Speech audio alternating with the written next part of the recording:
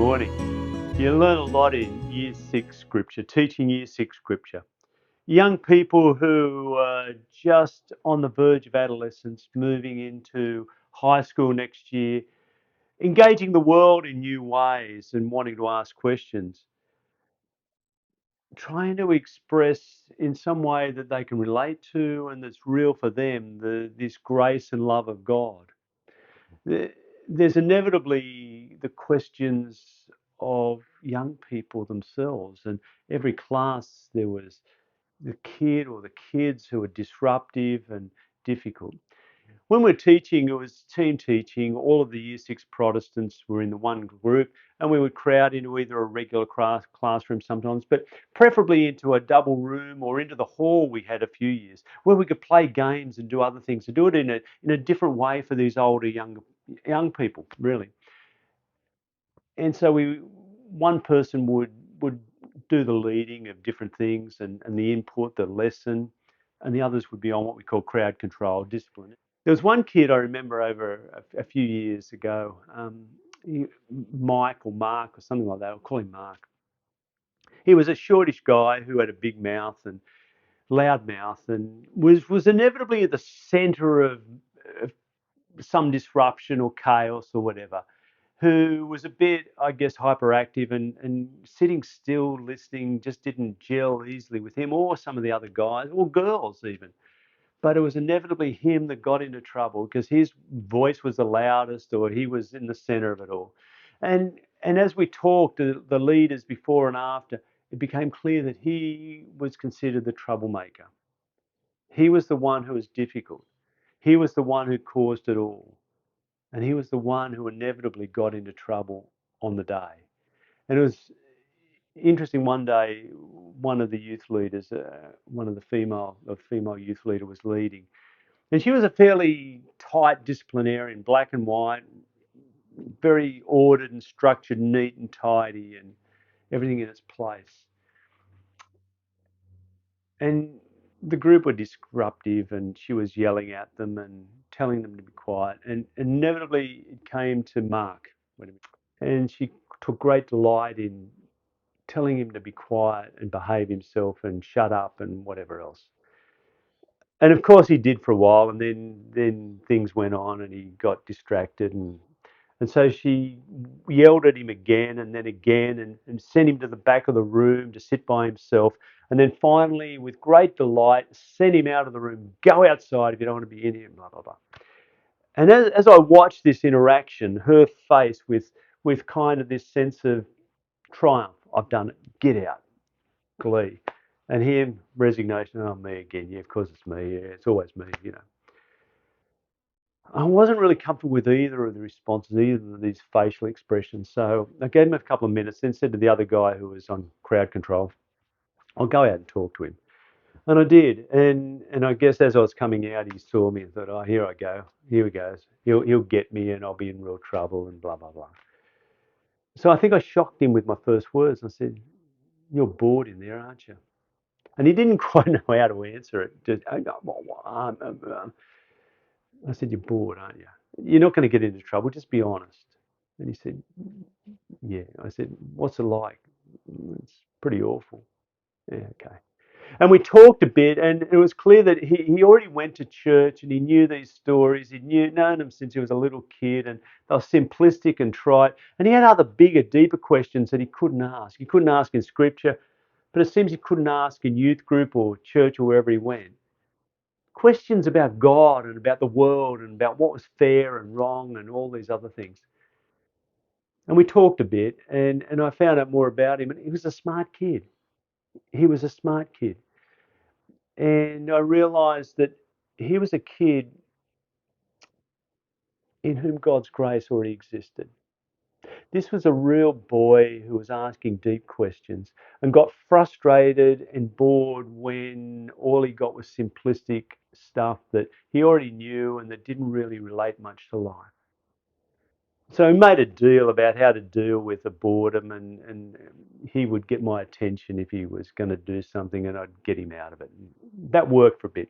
But when I was up the front of the class leading, I decided I was going to push these kids. I was going to push the marks in the class and others, assuming that it wasn't just him that was asking harder questions, that wanted deeper stuff, that wanted to engage more fully, more deeply, something that was interesting and meaningful. And so I gave them history and background to some of the Bible stories and where they came from and the cultures and people and so on. And I tried to talk about life and give them stories of real people in life, the joys and the pain and the hard things of life, and where God and Jesus fitted into this, and invited them to ask questions and have a conversation and discussion. And sometimes they asked questions that were just too hard to answer. I didn't have easy answers or basic answers. And I just have to say, I don't know. I'll find out if I can. But what I discovered was in pushing these kids, in treating them as people with brains, as people with real questions, as people who were already engaged with God in some way, that God was already there in their lives, they came with me and they acted differently. And Mark was a different kid when we did that. He was engaged and asking questions, and yeah, I mean, yeah, his mouth went off at times, but we could work with it. And he acted differently.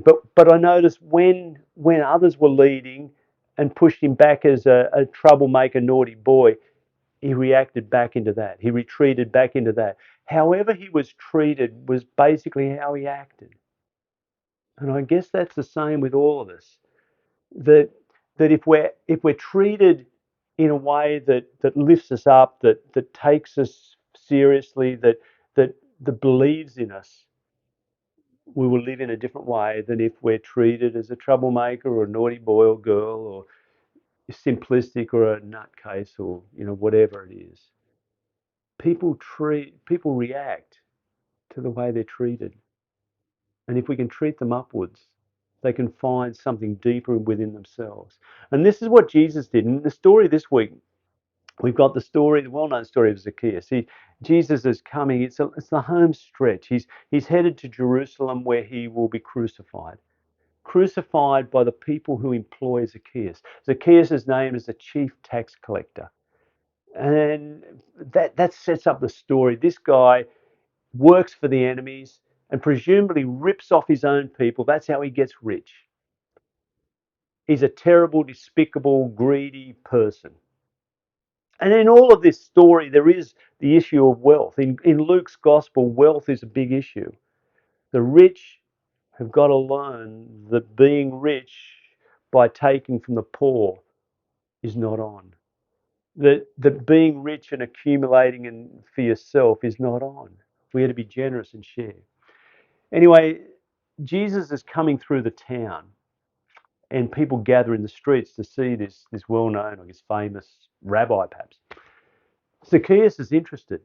And so he goes out, but he's a short guy, and there's a crowd there, and they won't let him through because they hate him, and he can't see over the top. So he runs ahead and climbs a sycamore tree. And it's perhaps perhaps that's part of the story, that this despised little guy, who everyone hates, because he's greedy and he's rich, and he climbs up above people and he looks down on people. Maybe that's part of the image that's projected here. Anyway, he's up there and Jesus walks underneath and stops, and he looks up and he says, "Hey, Zach, come down here, hurry. I want to come and stay at your house today." And Zacchaeus gets down. But while he's doing so, the people murmur and mutter and complain. Who is this that what's this? He's going to eat with sinners? He's engaging with sinful people. What's he on about?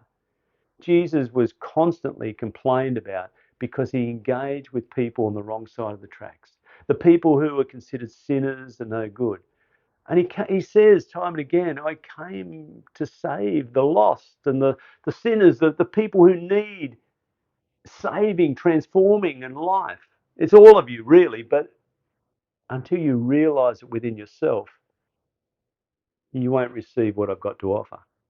Anyway, Zacchaeus comes down and he makes a defense. In some translations, it says, I will give to the poor. I will make restitution to those whom I've ripped off, etc. But in other translations, it translates the same Greek words as saying, I give to the poor. I make restitution when I discover I've ripped someone off. I'm already doing that. The Greek can be either way. I already do it or I will do it. Whichever's the case, there is in this story the sense that Jesus sees into this person, Zacchaeus. His name means Holy One. Zacchaeus, something of who he is already or can be. That Jesus sees not what everyone else sees, their judgment, their condemnation, their hatred, that this is a despicable chief tax collector who is horrible and rips them off and greedy and everything. Jesus sees the child of God who can make restitution for what he's done, who lives, who has grace within him. And it's a story about God's grace, that God's grace is there. And he says, you are a child of God, a son of Abraham. Salvation has come to this house today. It's there. You are there. You are loved by God. You are not what they say you are. You're what God says you are. And God lifts you up and says, you're okay. You're my child. And this is Jesus' message to all of us. We're all the children of God. Mark, little Mark, who could be a ratbag at times, who could distract the class, was a child of God.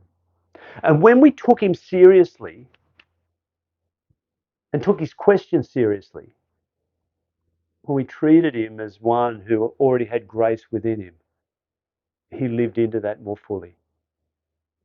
And I know that within myself. When people have trusted in me, believed in me, not because they've seen what I've done, but they see what I could be, I begin to live into it.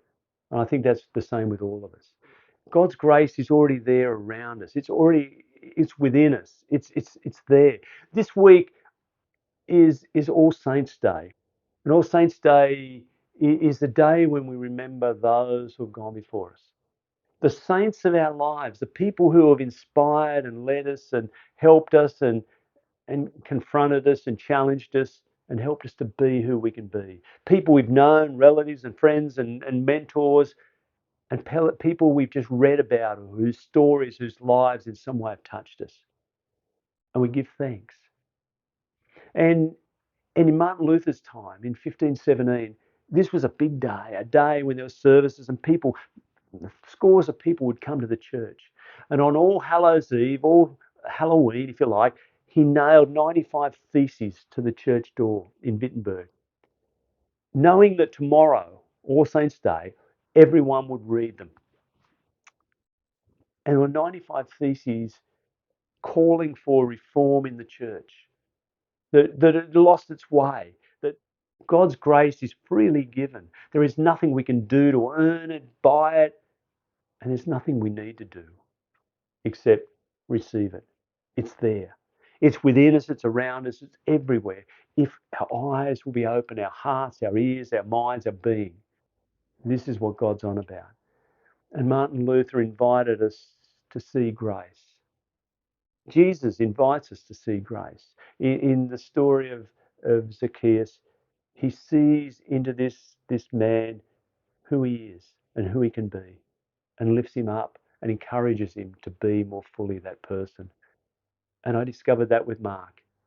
When I treated him upwards into whom he could be, taking his questions and his life seriously, he lived into that. What about you and I? Will we see the beauty that God sees in us? Will we accept it, receive it, the grace, and live into that? Because that's the invitation of Jesus now and every day.